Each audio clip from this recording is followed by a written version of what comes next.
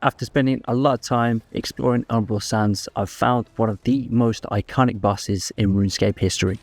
The Kalphite Queen is officially in Dragonwilds. And honestly, Jagex have done a really good job with this one. The fight feels very RuneScape. It has multiple phases, prayer switching mechanics, ads spawning throughout the encounter, and it even rewards you with the legendary Keris. So in this video, I'm going to show you where the Kalphite Queen is located, some of the mechanics you'll need to watch out for, and what you actually get for defeating her. So the Kalphite Queen is located inside a pyramid near the southern edge of Umbral Sands. Just getting there can be a challenge on its own.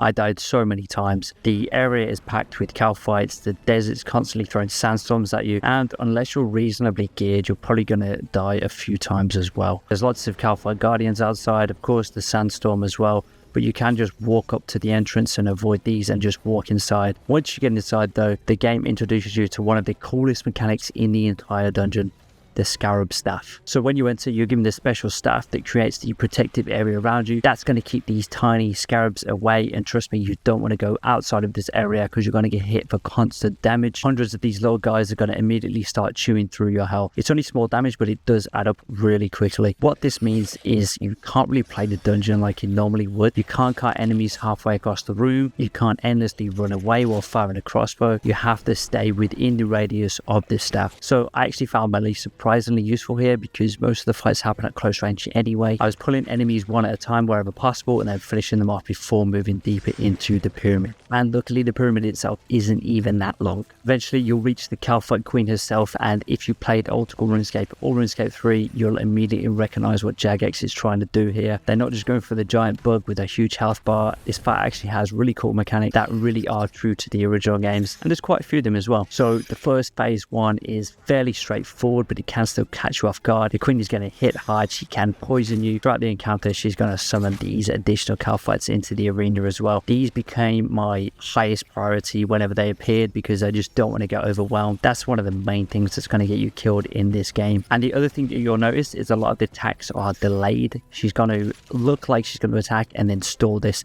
This is basically a beta to get you to use more stamina than you're hoping for. And then she's got this charge attack, which is pretty simple to evade, but if you do panic, you're probably going to roll directly into the attack instead. And then also probably one of the coolest mechanics they've added with Umbral Sands, especially to the Kalphites, the Guardian, and now the Queen as well, is of course they are going to use protection prayers, which means you are going to need to bring more than one style to this fight, preferably range or magic, and you're going to see why next. So once you push through the first phase, the Kalphite Queen transforms. I was a bit skeptical of this because I saw the phase 1 health going down pretty fast. I was like, yeah, this is too good to be true. And this is where things get a little bit more interesting. The second phase introduces those protection prayers, but it's constantly changing between magic and range. So you're going to need to switch up your playstyles.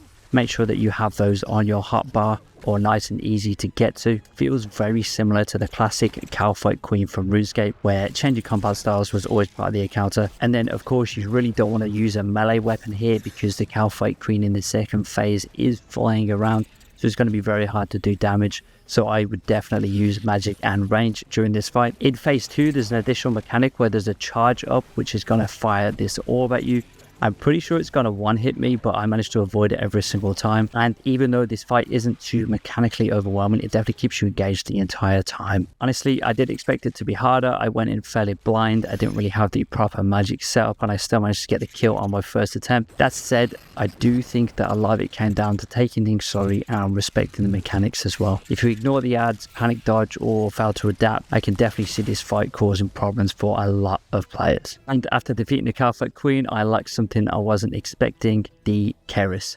One of the most iconic weapons in RuneScape history, and at the time of recording, I'm not even sure how rare this is. A lot of players in the Discord were still trying to figure this out. Some people saying they wasn't getting the reward, other people saying they got it on their first attempt like me. So finding the Keris this early felt pretty special, and as expected, the Keris does do additional damage to Kalphites and absolutely shreds through the soldiers and the workers. But overall, I think the Kalphite Queen is one of the best additions in Umbral Sands so far. The dungeon is unique, the Scarab Staff mechanic is genuinely interesting, the boss feels faithful to RuneScape, and the Keris is a fantastic reward for long-time fans. If you've reached the Kalphite Queen already, let me know what you thought of the fight, and if you're still working your way through Umbral Sands, good luck, you're gonna need it.